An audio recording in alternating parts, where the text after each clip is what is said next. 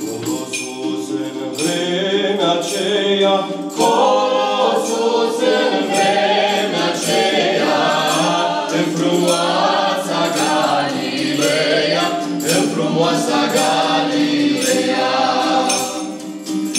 O fecioară viețuia, o fecioară viețuia, ce Maria se numea, ce Maria se numea.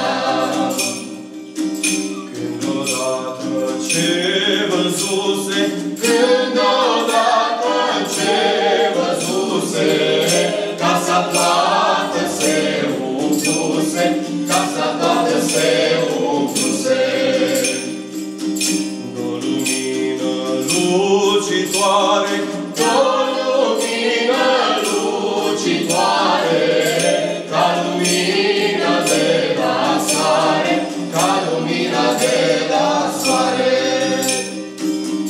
Nu te spăimânta, Maria, nu te spăimânta, Maria, că vei naște pe Mesia, că vei naște pe Mesia.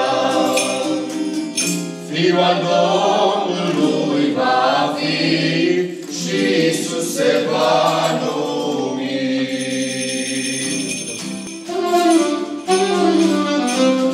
Peste dealuri, peste state, inima lui se face.